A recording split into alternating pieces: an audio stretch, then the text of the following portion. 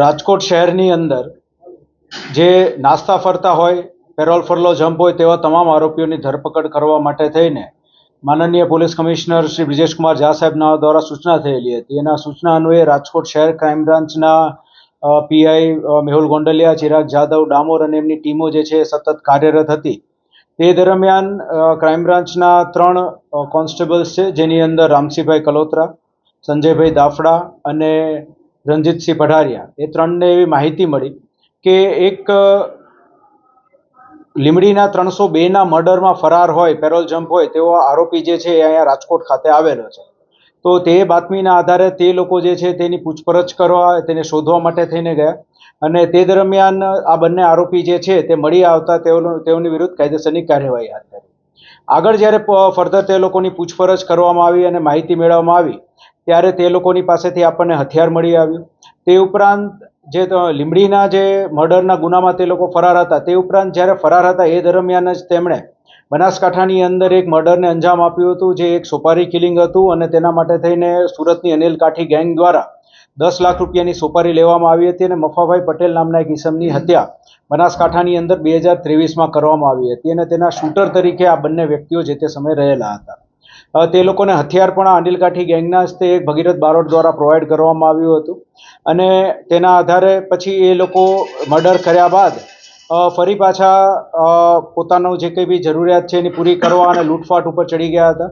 એ દરમિયાન તે લોકો દ્વારા ભરૂચની અંદર 2 ATM ચોરી કરવામાં આવી હતી અને ત્યારબાદ મહારાષ્ટ્રની અંદર એક ATM ચોરી 26 લાખની કરવામાં આવી હતી. આ કર્યા બાદ તે લોકો અલગ અલગ જગ્યાએ સાઉથ ગુજરાતની અંદર, મહારાષ્ટ્રની અંદર નાસ્તા ફરતા હતા, છુપાતા ફરતા હતા અને રાજકોટની અંદર આવતા તે લોકોની માહિતી મળતા આપણે ધરપકડ કરેલી છે. સાહેબ, કેટલા ગુના નોંધાયેલા છે કુલ મિલાવીને? બંનેના ટોટલ થઈને 5 ગુના થાય છે, જેની અંદર જે મહારાષ્ટ્રની જો આરોપી છે, જે સમાધાન ઉર્ફે જીગર છે, તે ઈસમની વિરુદ્ધ 4 ગુના છે કે જે ત્યાં પણ એને મહારાષ્ટ્રના ધુલેની અંદર પણ સોપારી કિલિંગ પણ કરેલું છે અને એક્સટોર્શનનો 307નો ગુનો પણ તેની પર દાખલ છે ને સિવાય પ્રોહિબિશનના ગુના પણ દાખલ છે. એક જે છે સૂરજ ઉર્ફે દેવો છે એ આપણે અહીંયા લીંબડીનો વતની છે અને બીજો જે સમાધાન ઉર્ફે જીગર જે છે એ ત્યાં મહારાષ્ટ્રના વતની છે અને આ બંને લોકો અનિલ કાઠીની જે ગેંગમાં જોડાયા ત્યારથી એકબીજાના સંપર્કમાં આવ્યા. રાજકોટ એ લોકો છુપાવવા માટે થઈને કંઈક કામ ધંધો શોધીને અહીંયા થોડો સમય અંડરગ્રાઉન્ડ રહેવા માટે થઈને આવેલા હતા અને કામ મળીએથી ફર્ધર પછી એ લોકો બીજે મૂવ કરવાના હતા. એ દરમિયાન તે લોકો પકડાઈ ગયા છે.